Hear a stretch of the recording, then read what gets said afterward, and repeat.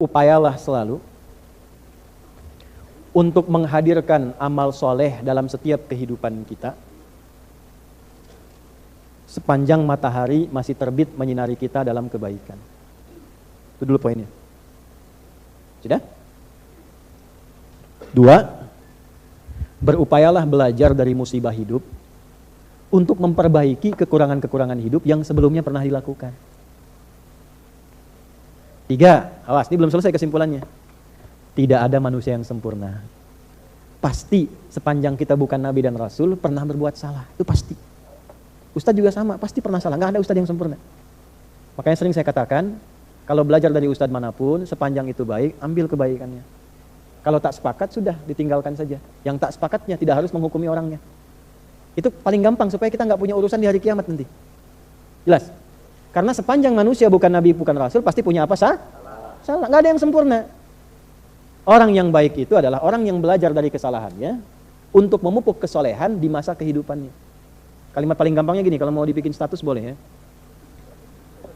Betul, dan itu Allah sangat mencintai. Allah sangat cinta.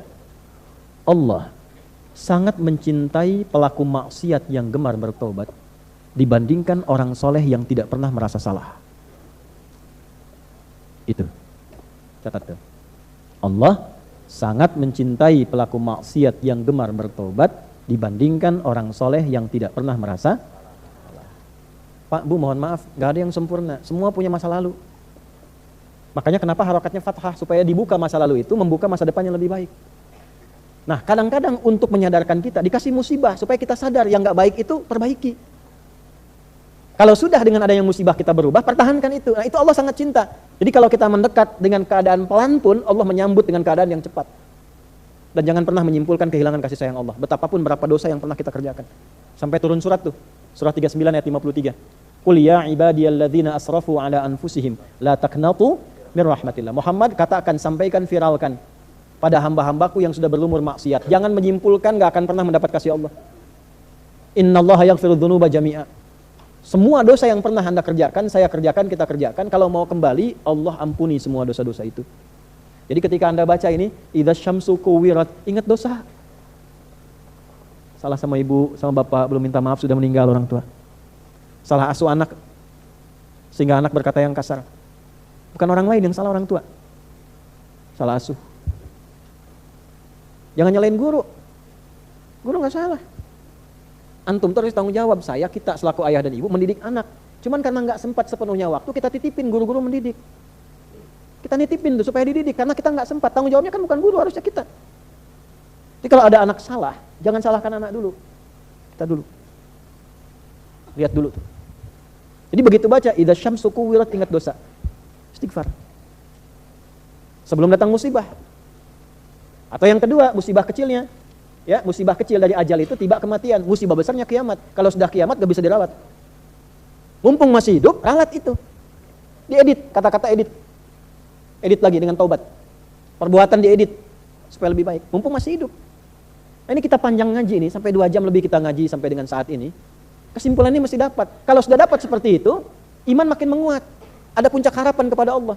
Begitu istighfar sudah muncul, dosa diperbaiki, tanda dosa itu dihapuskan oleh Allah, diterima tobatnya, berubah perilakunya menjadi baik. Salah satu tanda.